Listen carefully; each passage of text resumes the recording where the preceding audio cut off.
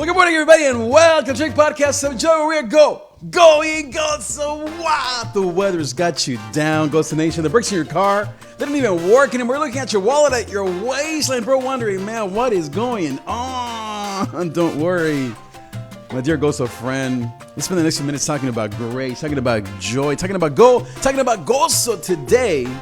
Usually, I'm here in Spanish every Friday with my program called Vida Gozo, but I'm actually going to do two shows today. I'm going to do this one in English, and then I'm going to do the same topic, but in Spanish, because I think this is such an incredible and very important topic. Así que hoy vamos a hablar acerca de dos temas, uno en inglés y uno en español. Quiero darle una bienvenida a todos mis queridos amigos. Welcome to everyone who's watching here live, on Facebook Live, on Twitter, on Periscope, or on YouTube. Welcome. I'm also going to show you here my little bit of my behind-the-scenes camera. Hello, behind the scenes. Hello, everybody. And then I also have my mobile cam. It's a brand new toy that I just got the other day. You know, always plugging things in, always wanting to show you the best. And so I have here my mobile camera that I'm trying to see if I can show you. This camera here is the one that is sort of the behind-the-scenes shot. So let's see. Hey, look at that. Hello, behind the scenes. Let's see if you can... There, hello guys, this is my behind the scenes camera. You can see a little bit of the 360 view of my set.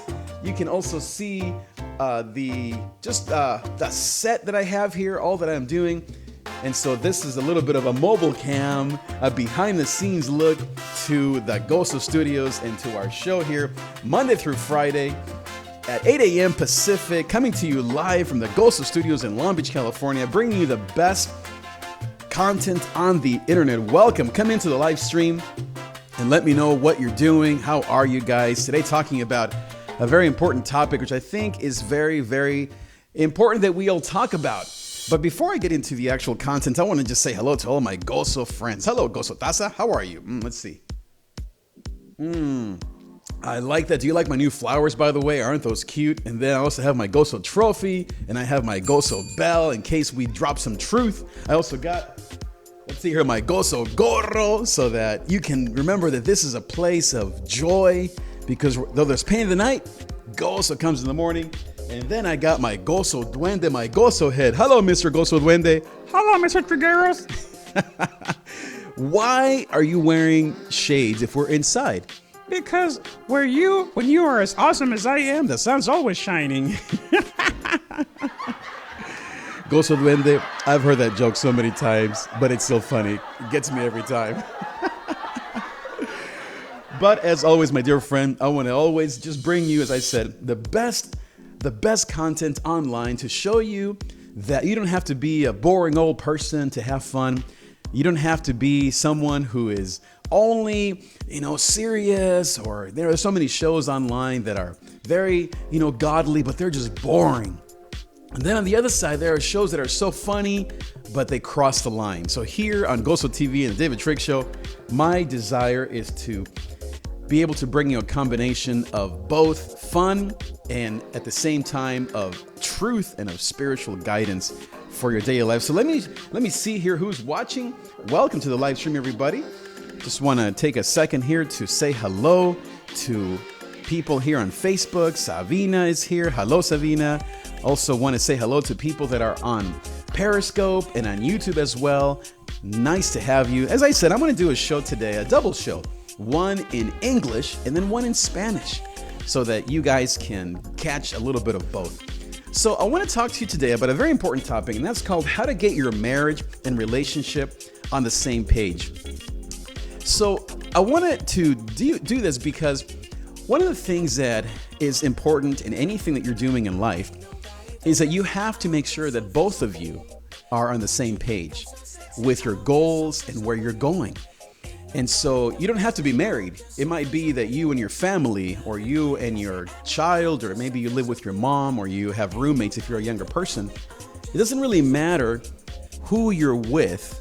I mean, you might be a single mom, but you have your child, and as I said, it could be your mom that's helping you. You have to get on the same page if you're going to accomplish great things in life. Because what often happens is that maybe one of the two people, let's say the wife, she has a vision for a great future. She wants to improve her life. She wants to improve her home, her finances, her body, her health, her fitness. But the husband isn't on the same page. He kind of does his own thing. Now, the opposite is also true. The husband might have a great vision for his life, for his family, for his marriage. But the way that he's accomplishing that dream is different than the wife, or it's different than the partner.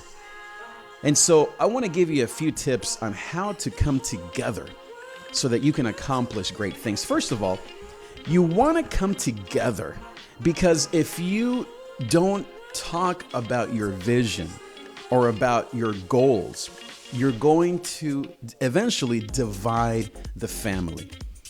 So what happens in families, and I see this all the time, is that there's no common vision. You have to get your wife and your husband on the same page. You have to bring the children and the whole family into the same page, on the same page, so that you can actually accomplish great things. Now, how do you do that? Well, number one, you have to first be honest with what you want. So the first thing is if you are the one that's pushing and wanting to do great things in life, and it might be both of you, but regardless, you have to start with you. You have to be honest and say, you have a family meeting or you go out to dinner or whatever it is, and you have to say, here's what I want. Here's where I think we need to go. And to be very clear on that. Maybe you have a certain amount of money that you want to make, or you want to buy a certain house somewhere. Maybe you want to have more children. You only have one, and you want to have more children than just the one. Maybe you want to quit your job and start a new business. You might want to volunteer at the church more hours, and your husband or your wife is complaining, why are you always at church? Don't they already have enough of you? So you want to be clear on what you want. You want to be able to say, here are the three things that I want. I want this in my career, I want this in my spiritual life, and I want this in my personal life. Let's see. I want to just check here really quick if the stream is working. Is everything okay? It seems to be okay. All right. Just for a second there, it looked like it stopped. Okay.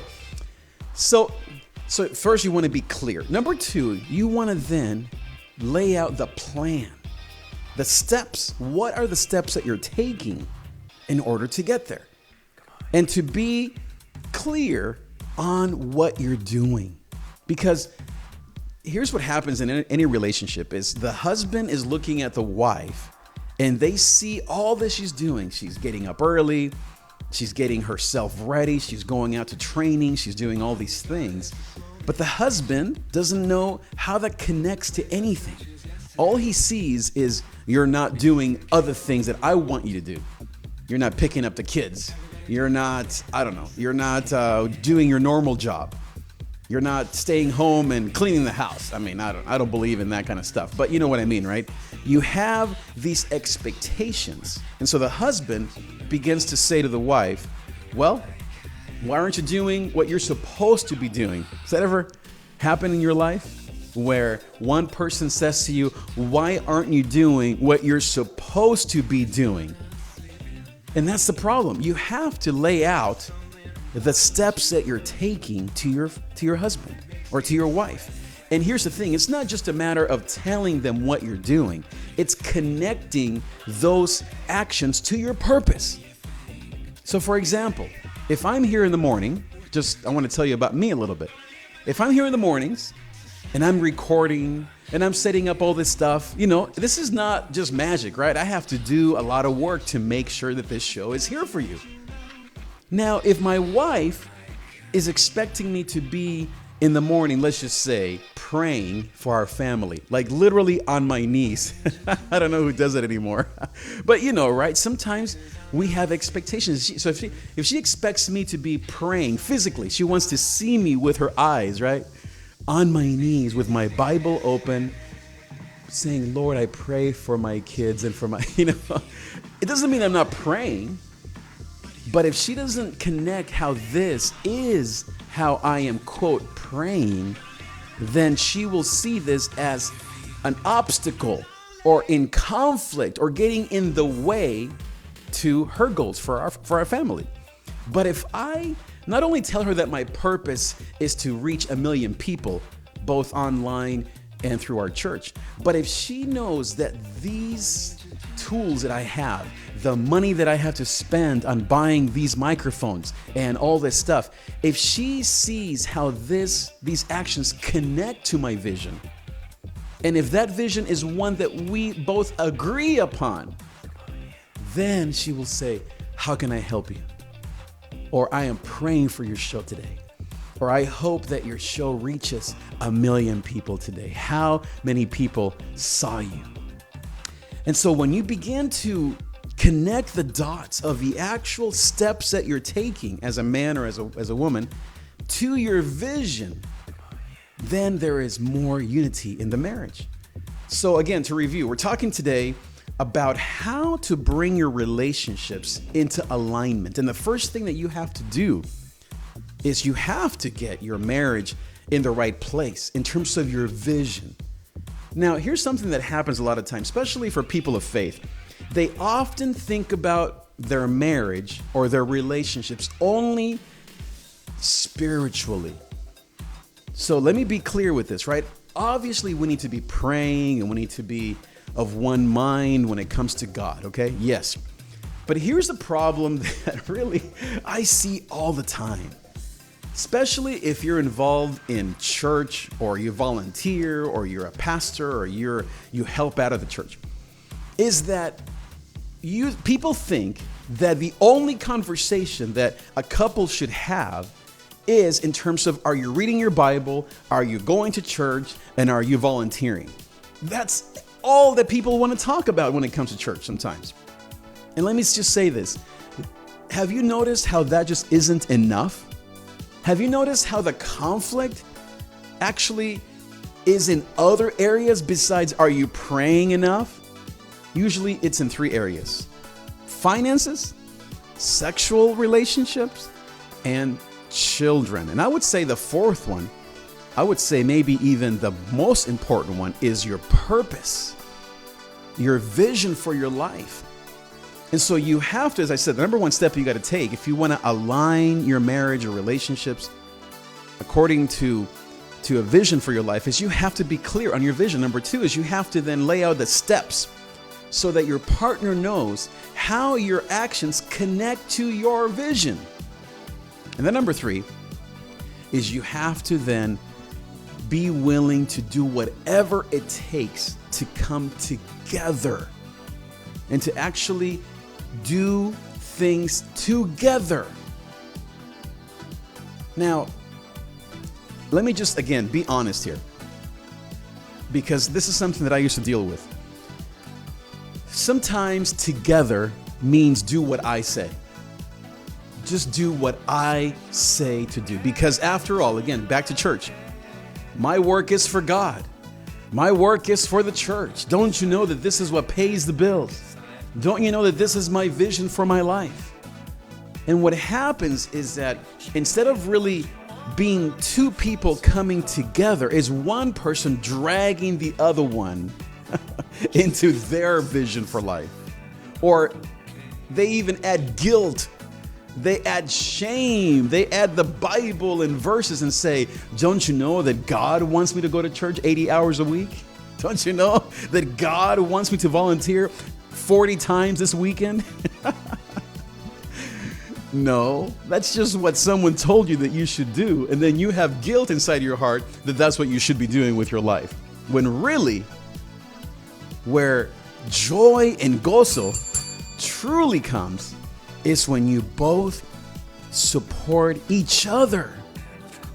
And you have what I say is something very simple, is you have a common vision and an individual vision at the same time. So let me break that down. So if you want to succeed in life, you have to have a common vision, first of all, one that you both agree upon, that you both are serving together. If you're not doing the one thing together, then you're not supporting each other. And the husband can't just say, well, I'm paying the bills, I'm working all weekend while you do the church thing. That's not working as one. And the same thing, the wife can't say, well, I'm home taking care of the kids while you go and work. That's not working together. That is you having two separate visions, working separately and just seeing each other once or twice a month. That's not synergy. That's not passion. And it feels empty. It feels like you're not really supporting each other. You're not even talking about what you're doing because you're not on the same page. So what you have to do is you have to come up with a common vision. And here it is, guys, women, all of us. It can't just be what you want. You have to come up with a vision that is a united vision. Now, there are seasons in life where it might lean more towards the husband's vision or towards the wife's vision. And that's why I'm saying that it has to be both a united front, but also an individual front. So you have to support two things, the common vision and make sure that you're doing things together, but you also want to have your own individual passions, your own individual things that you enjoy that you do separately. Maybe you do it with your friends or you do it just by yourself. Now, I would say that couples that succeed, they do 80% of things together. 80 to 85% of things together. Now, couples that don't succeed, they do 20% of things together, or maybe at most 50%. So you want to ask yourself, where am I? Where am I on this journey to become one? It takes time. It's not something that happens right away. It's something that over time you learn how to be one. Now, here on GOZOtv, as I've always said to you, I always try to bring you honest content that comes from my life or that comes from things that I notice. So let me tell you a little bit about what Rochelle and I, my wife and I, most of you know who I am, obviously, how we are doing this these days, and some of the things that we haven't done right before, so that you can learn from our wins and our mistakes as well. So, as you know, I'm pastoring a church. Now, really, it's not just pastoring a church. What I would call this is we're really planting a church. This is a church plant. We can call it a restart, we can call it a revitalization, but truly, from what I've noticed in many of my friends and what it takes, this is a church plant. We're starting from the ground up. So now, what does it take to start a church? And how long does that take? Well, if you know anything about starting new things, a business or, I don't know, remodeling a house, let's just say, anything that has to be redone, it takes a long time. And it takes all of your effort. And so, let's say 3 years ago, when Rochelle and I were at another place, at another church, in another season, we were doing things together in a different way because the work didn't require the same amount of effort on our part. It was a different kind of effort. It wasn't bad or better or worse. It was just a different kind of effort.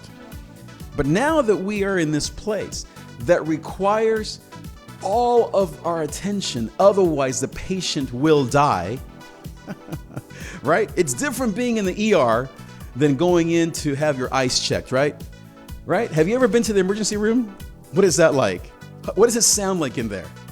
Sirens going off and everyone's running around and you're dying, right? I know sometimes these days you have to wait in the emergency room for like 3 hours. But most of the time, if you're the patient, you're there because you're dying, because your arm got cut off or you got shot or your kid has a 105 fever. And so the activity is very different. And so coming together as a family in that crisis is different than when, let's say, you go to the dentist to have your teeth cleaned, right? What is that like? I know it's nerve-wracking for most of us, but it's a different thing. You're there, you're like, oh, I'm just waiting on my phone. It's taking forever. You get the little toothbrush at the end, right? It's a little more relaxed. And so for Rochelle and I, we've realized, we just had this conversation the other day, that this first year has been like starting a brand new church, like being in an emergency room. Because when you have a patient that needs attention, everyone in that hospital has to be focused 110% on that patient. Now, guess what? Once that patient gets better or dies, and I think that we will rise, but once that patient gets better, because eventually that urgency is over, then what happens? You can go back to how things normally are. And so for Rochelle and I, the last few days have been really important, as I said, because we finally realized, the reason why this is crazy is because of the season that we're in. And the reason why it affects us emotionally, spiritually, mentally, the way it does. And you have to get honest about that. The fact that it is affecting your relationship and the kids and health and other things that we want to do. The reason why it's the way it is because of the season that we're in. Now, for us, this is not something that we're going to just simply let it be and let it kill us. But we have to first be honest with where we're at, and then to be able to have honest conversations like we had even this morning, to say, hey, Canela's graduation is coming. Or how are you sleeping? Or, hey, we need to take care of this budget need, or we have to figure out, how to pay for this bill. And so even in the middle of the emergency, you still have to work together. But if Rochelle and I didn't talk about the situation that we're in, the reality of where we're at, in this case with the church, then we would be coming apart and we wouldn't be united, even though we may look like we are, but truly inside we may not be. But in our case, we are united. Now, let me give you another example that is something that she had to go through about 4 years ago. So, as you know, my wife is an assistant principal. She will soon be a principal because she's amazing. I love my wife. And so when she was getting ready to transfer or to go from being a teacher to an administrator, she obviously had to get her master's degree in education. And now in that season, we knew that on the other side of this degree was more income, which we wanted because I was unemployed at the time, or as they say, gently employed, like gently used or whatever that other term is, underemployed, but I call it gently employed. But really, even beyond the financial part, she wanted to move up, to really utilize her skills and her passion. Now, really, you could say it was the worst time for her to go and spend time, energy, and financial means to go and get a master's degree. Because the immediate need when I was gently employed was for her to keep doing what she was doing so that I could go and get a job versus spend more money and more time on something that wasn't immediate, right? But we came together. We talked things through. We realized that for her to be able to not just help financially, but to actually fulfill her dreams, her destiny. And now I see her and I'm thinking, wow, was that the right choice or what? We had to invest, and I had to then get up in the mornings, and this wasn't a big thing. I'm not complaining. I'm just telling you what it looks like, and support her dreams, because guess what? She would be up at 4 a.m. I literally have pictures of her because now we laugh. She would get up at 4 a.m. to do her homework, and then at 5:30 work out for an hour or 45 minutes, and then take a shower, and then go to work from 7 till 4 p.m. That's what she did for 2.5 years, getting her degree so that she could accomplish her dreams. Now, if I had been that kind of guy that, I've been, and that many are, I would have been expecting her to be the old Rochelle, meaning how it used to be, where she would get up and do things for me, or which she would just be, laying around and, I don't know, having her morning coffee, reading a book. Not that she would ever do that. But it would be a battle, right? Me asking her to do things for me, or forget for me, how it used to be, versus me supporting her, even though it made no sense in the moment. It made no sense. But now, as I said, 2-3 years later, now 4 or 5 years into it, she is shining. She is just blooming. I mean, that woman is an amazing administrator. She's going to be the best principal in the world. And one day, I've already declared this to be true, she's going to be the superintendent of some district here in the area. That's just who she is. And so now, she's no longer in that degree, right? She's no longer having to get up at 4 a.m. with a hoodie because it was so cold, typing, type. Ask her. We still laugh about this because now she's through that season. But in that time, I came alongside of her.